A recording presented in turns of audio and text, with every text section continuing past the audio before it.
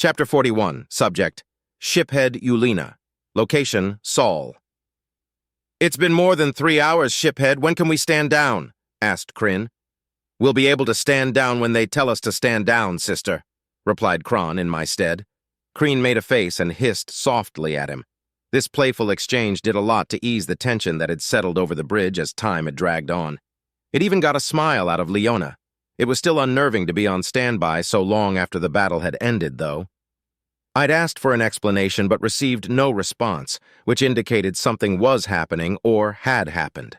The OU had consistently increased their numbers with each wave, so I desperately hoped it wasn't going to be another attack. Maybe we'd received orders from the Republic to go home.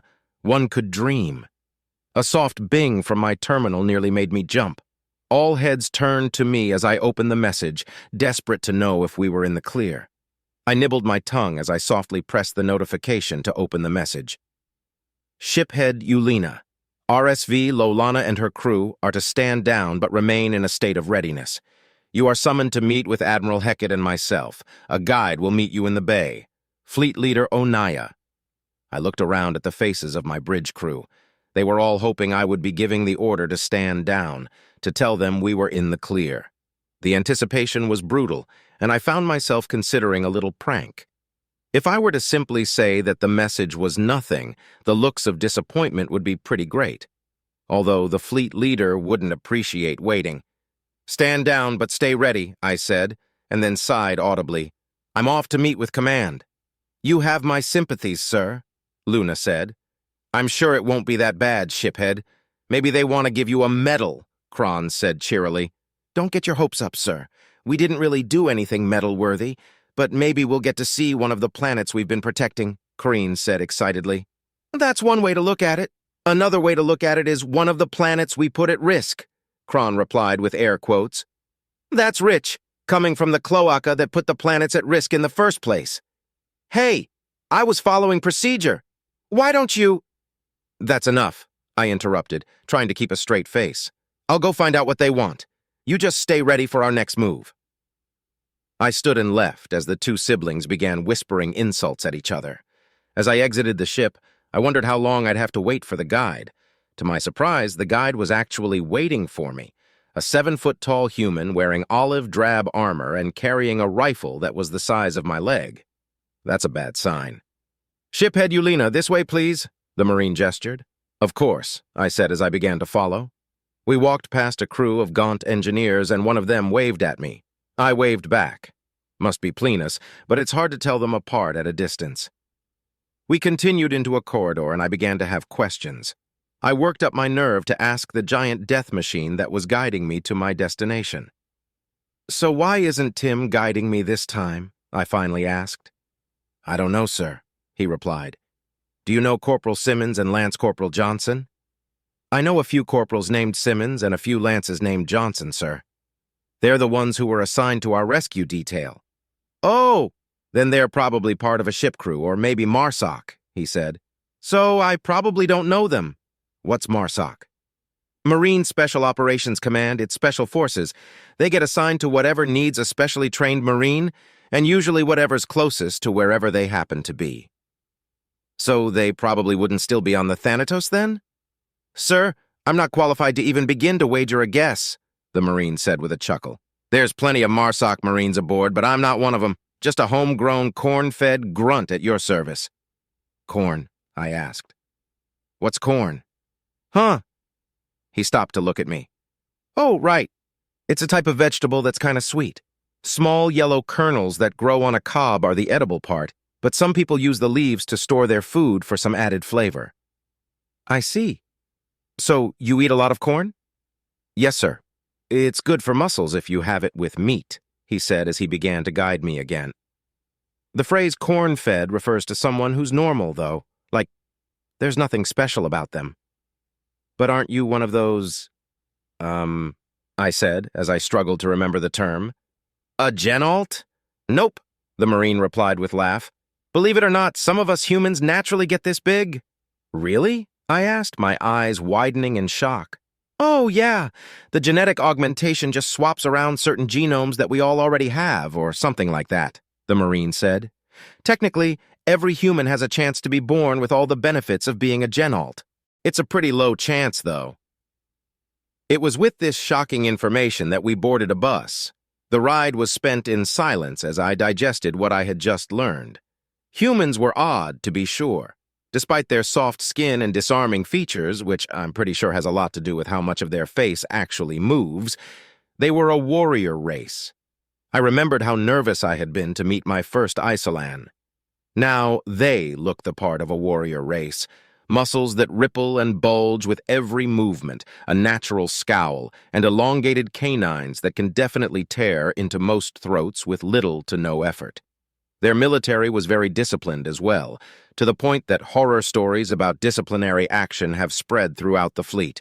Still, the Republic would have been able to handle the Isolan without much problem if they went rogue. I can't say the same about humanity, though. Maybe if the Republic had found them early on in their development, we could have taken them. On the other hand, I get the dreadful feeling that we would have lost a lot of people in the attempt. I couldn't help but imagine what life would have been like if humanity had joined the Republic without a fight, though. We'd have a lot more in the way of technology, that's for sure. They like to give a lot of credit to the Nuknu and the Gaunt for their current level of tech, but it's obvious that the majority of it comes from humans. The other species likely sped things along, but humanity would have gotten to the point they are now on their own eventually, and still much faster than us. Although I wonder how much of that is due to their bloody history, and how that history would have changed as part of the Republic. "We've arrived, sir. Just inside those doors is where the debrief is," the Marine gestured. "Understood, thanks," I replied. I stepped towards the doors and they opened with a slight hiss. Inside the room was a table with plenty of chairs and several U.S. and Republic officers. I immediately recognized Reynolds and Wong, as well as Fleet Leader Onaya. I snapped to attention. "Shiphead Ulena reporting as ordered, sirs." "Sit down, Ulena," Onaya said with smiling eyes. I took my seat as introductions went around the table. Most of the people here were higher officers of the fleets protecting Saul, but there were also a couple of diplomats from both sides. Not my sister, though, thank the sun. I'm sure she tried to be here, but I'm willing to bet that our father blocked her attempts. Far too dangerous. "There's one more that we need to introduce, but he's been delayed somewhat," Admiral Heckett said as the doors hissed.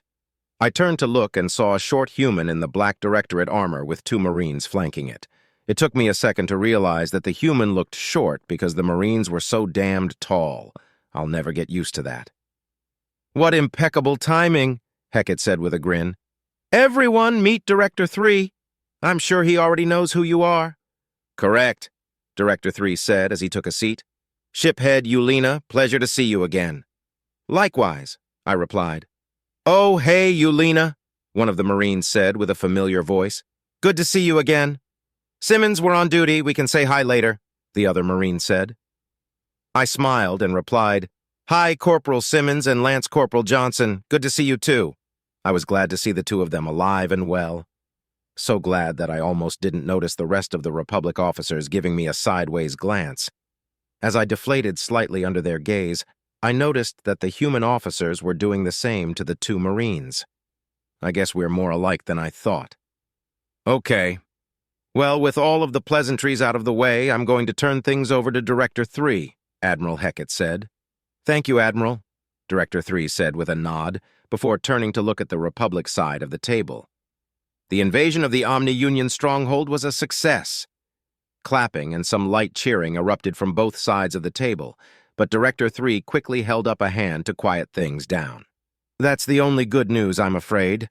What I'm about to tell you has already been relayed to the Republic's senior leadership, and they will be communicating with you in regards to whether they consider the information classified or not. Until they do so, I recommend treating it as classified," he said. After a round of nods, he continued. "First, some of you may already know this, but we have a superweapon called the USSS Nidhogg. It's a Dreadnought-class ship that has the capacity to destroy a solar system by causing a star to go supernova." "What?" one of our officers asked in shock. Several senior officers' eyes immediately darted towards the offending individual, who quickly quieted down. "Your shock is understandable. To clarify, the Needhog was built in response to our conflict with the Dalaran as a deterrence to any further xenocidal action taken against the United Systems and its member species. Frankly, many of us hoped to never use it, but we were forced to use it against the Omni Union during the invasion. I couldn't believe what I was hearing. It was like the room got smaller somehow. A superweapon that can destroy an entire solar system, something the likes of which the Republic would likely never get close to. And they used it. Wait, hold on, did he say? Apologies, Director, but what do you mean you were forced to use it? Fleet Leader Onaya asked. Exactly that. One of our AI infiltrated their planetary systems, as planned, and retrieved mission-critical intelligence. The next step of the plan would have been to cripple the OU's planetary activities by any means possible and move on to the next planet, Director 3 said. However, it turned out that the planet wasn't actually a planet at all. It was a massive machine containing an artificial intelligence of unknown origin, and it was heavily armed. Silence filled the room as images taken from U.S. ships began to display. A planet filled our view. It looked like any other planet, but something was off about it. The images scrolled until they reached a short video of the planet firing, and 2 U.S. ships exploding. My blood ran cold. 2 U.S. ships with the most advanced shielding and hulls that I've ever seen, with one shot. As much as I hated to admit it, I was grateful that they had that superweapon. The Republic was pursuing an offensive war against the Omni Union even now, and if we would have run into this thing, sun preserve us. This AI was called Prime 29, and the machine itself is a mobile Prime platform. During the confrontation with our AI, Prime 29er was able to extract actionable intelligence from the AI. Thankfully, prior to this confrontation, our AI managed to disable their communications, which prevented Prime 29er from being able to communicate said information with the Omni Union. We were able to keep it trapped in the system using our own warp jamming technology, Director 3 said. The reason that we used the Nidhogg was to make certain that it didn't have enough time to eliminate the warp jammers or escape their range. If we had tried to eliminate that thing with standard tactics, our casualties would have been in the tens of thousands, Admiral Heckett said. As it stands, we lost 2,316 ships and more than 1 million Marines. The Republic's casualties would have easily exceeded 100,000 ships, if we were even able to take it out at all, Fleet Leader Onaya said, looking somewhat deflated. Was this the only mobile Prime platform, sir? I asked, knowing damned well what the answer would be. No, Omega said, his avatar appearing where the images were previously. We found intelligence in the form of a list that shows a total of 114 mobile Prime platforms. The intel indicated that at least one was damaged beyond repair prior to Prime 29's destruction, and that one is currently being built. Since we couldn't confirm if the other 4 planets in the Stronghold system were MPPs or not, we will go on the assumption that there are now 111. Why don't we know if the other 4 planets are MPPs? Onaya asked. They didn't attack, so isn't it likely that they weren't? I suspect that the platforms require immense amounts of power, and so they stay in a sort of hibernation until something forces them out of it. Since the OU didn't awaken the MPP, it's reasonable to assume that they might not be able to. Prime 29 also had its communications cut, so it wouldn't have been able to wake them up either, Omega said. We had to go on the assumption that the other 4 planets were also MPPs, which is why we utilized the Nidhogg. So what's the plan to deal with them? I asked. We're working on that, Director 3 interjected. Obviously, we don't want to be running around causing supernovas everywhere. I guess it's time to come up with another bigger gun, eh? Tim asked. Or a lot of little ones, John replied, appearing next to Omega. A lot of our officers began to look nervous. Until very recently, AI was seen as the enemy, and it's hard to kill old habits. They all looked to Fleet Leader Onaya to judge what their reactions should be. He didn't react, so they didn't either. A bigger gun, or even a lot of little ones, would probably take quite a while to come up with. The U.S. has amazing manufacturing procedures, but not nearly as many shipyards as the Republic. It was arguable whose engineers were better. The U.S. had come up with some amazing things, but they had the benefit of necessity driving their creativity. Our engineers came up with what they created out of pure speculation. If the two worked together, Omega, if I may ask, how long would it take the U.S. to create a new fleet? One of ours or one of yours?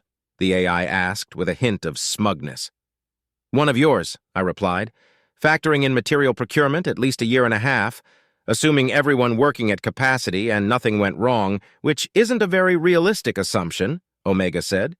What about us, fleet leader? How long to manufacture 5 million ships? I asked.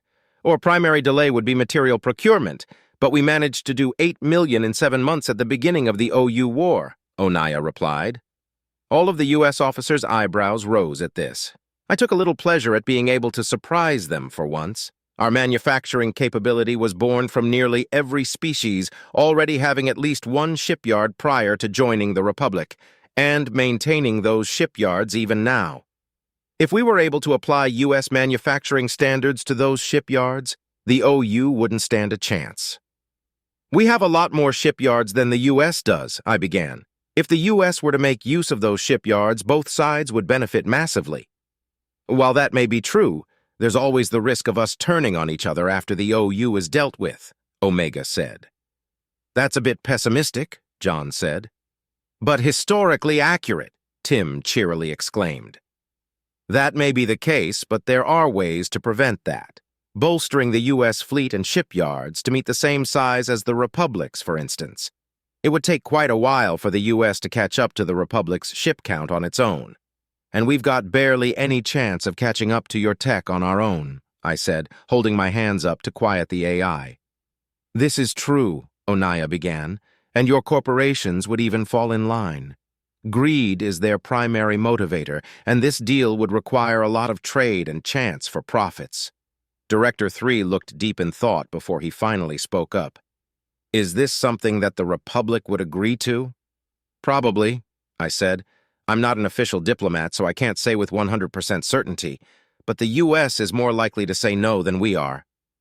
I'll bring it to the Directorate, and we'll convince the Senate of the necessity, Director 3 said with a nod, and I'll have the Diplomatic Corps draw up an official agreement, and I'll push the proper buttons to get the votes on our end, Onaya said with smiling eyes.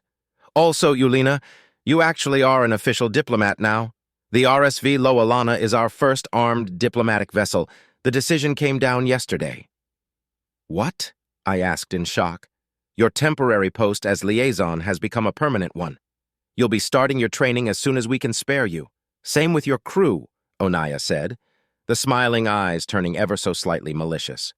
Ah, I see. The sun has forsaken me for some grave, unknown sin. Woe be unto me.